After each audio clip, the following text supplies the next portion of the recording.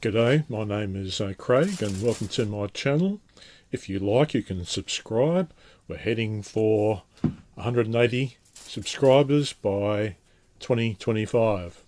And there's a special bonus treat at the end of this video that you will not want to miss. This is part 2 of the Rose build, a GS guitar for my great niece. Have the sides cut, some flame maple binding that we're going to be using later on.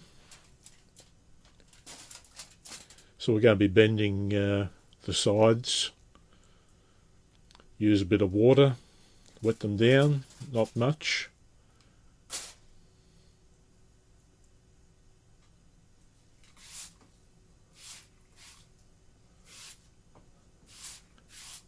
I just get each side a little bit wet, that's all.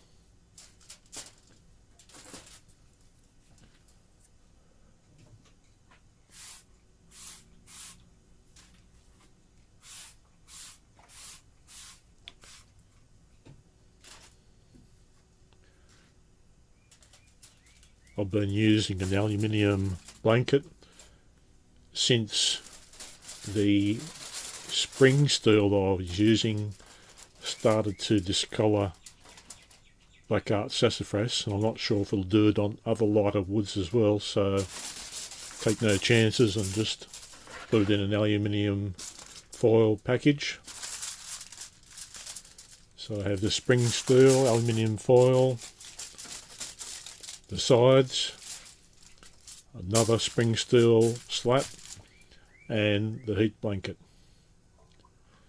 Now if you want to see the side bender in full glory, I think you'll watch it. It'll be on the next episode of the Vulcan, part 2.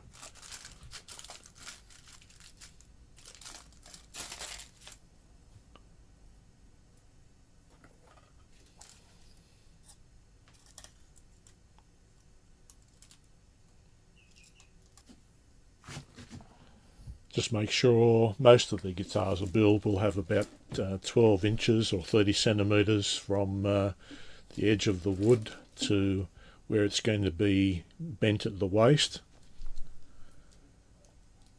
And when I do the actual bending, it takes about 1 minute for the bending.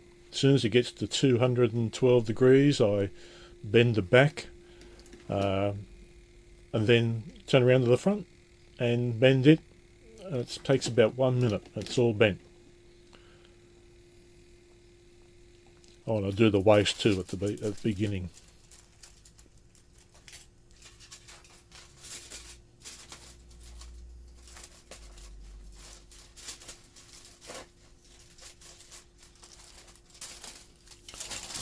Fantastic side benders.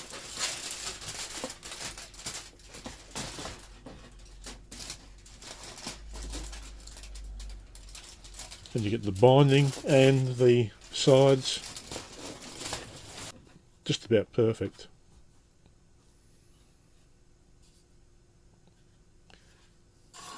And camphor laurel smells very nice and bends very nice.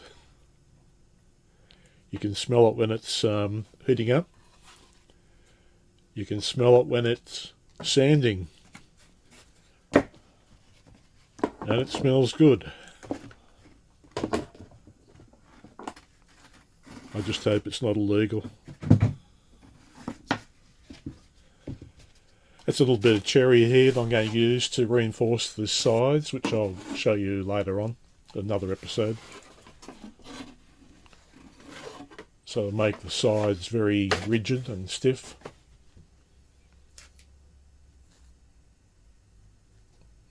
Especially on the woods that are softer in nature.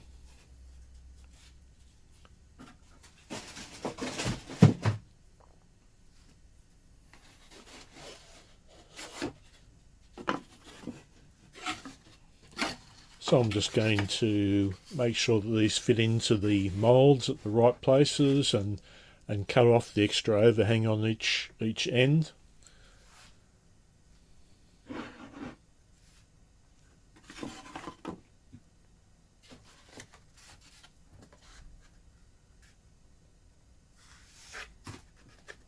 Normally I do this with some clamps, but just so that I can show you I'm doing it on the table here,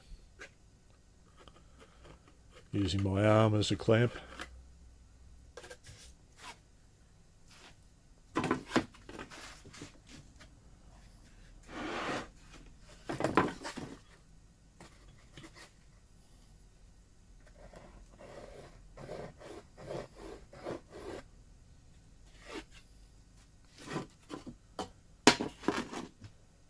So you can see the mark, there's a fair bit of excess material. After I've cut them down now to size, they should fit nicely in there. Just check it again before I start gluing the end block and the neck block on.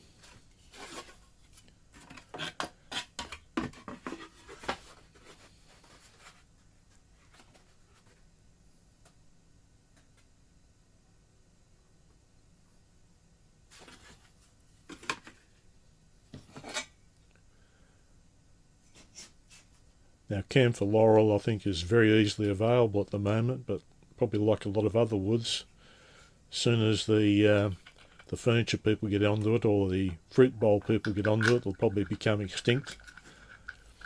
Now, I've already had the neck and the neck block made up. There's a little gap you might be able to see at the top there. It's about 2.5 millimeters, which will be about the thickness of the top. And that'll sit on the neck block and be level with the neck or the fretboard. So one side will go on there,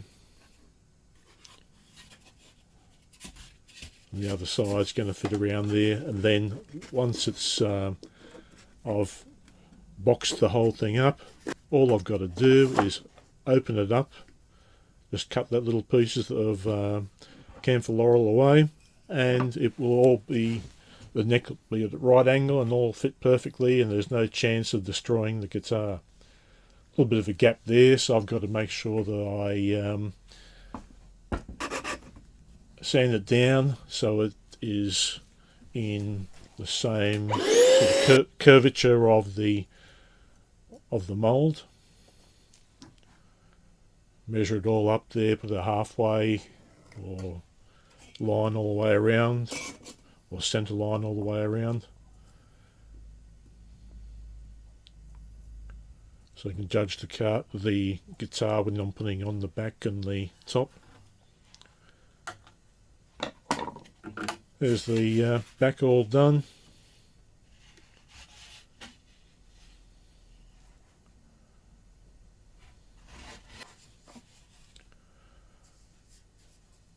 And I'll just glue up the neck block.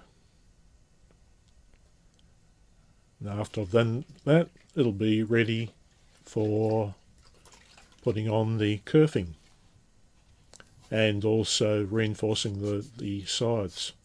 Now some bonus, I was looking for some Blackheart sassafras for the sides of the wolf and the starlet builds, which I haven't shown you before. So that's the photograph of the starlet one here, named after the starlet sea anemone.